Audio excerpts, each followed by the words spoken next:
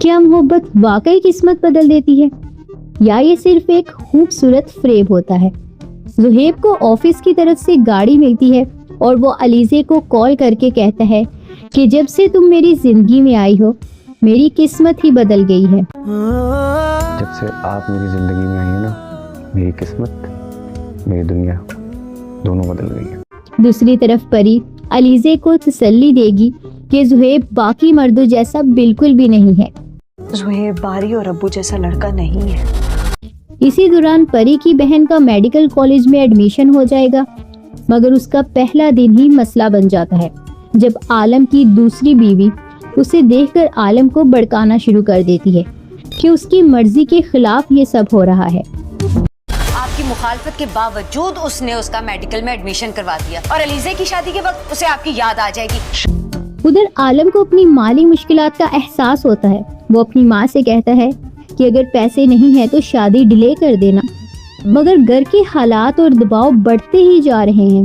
شادی تو اگلے مہینے کی 25 کو ہی ہوگی۔ ماں پیسے تو نہیں ہیں اور آپ لوگوں کے پاس بھی نہیں ہے تو شادی ڈیلے کر دیں۔ اسی دوران زہیب علیزے کو شاپنگ پر لے جائے گا جہاں پر زہیب کی بہن بھی ساتھ ہوگی، لیکن دوسری طرف زہیب کی بہن اپنی ماں کو خبردار کر دے گی کہ اگر ابھی کچھ نہ کیا تو زہیب تو ہاتھ سے نکل جائے گا۔ ہمیں لگام ڈالنی پڑے گی ورنہ آپ کا بیٹا تو ہاتھ سے گیا۔ اور اس کی ماں دل میں ایک خطرناک منصوبہ بنائے گی۔ یہ شادی کے بعد علیزے کو زہیب کے دل سے نکال دے گی۔ بس ایک بار شادی ہو جائے پھر دیکھو کس طرح میں زہیب کے دل سے اتارتی ہوں اسے۔ اس کہانی کا پازیٹیو پہلو یہ ہے کہ کہانی میں محبت اور امید کا عنصر نمایاں ہے، خاص طور پر زہیب کا علیزے سے کہنا کہ تم میری زندگی بدل گئی ہو ایک خوبصورت جذباتی لمحہ ہے جو کہ فینس کو آپس میں جوڑتا ہے۔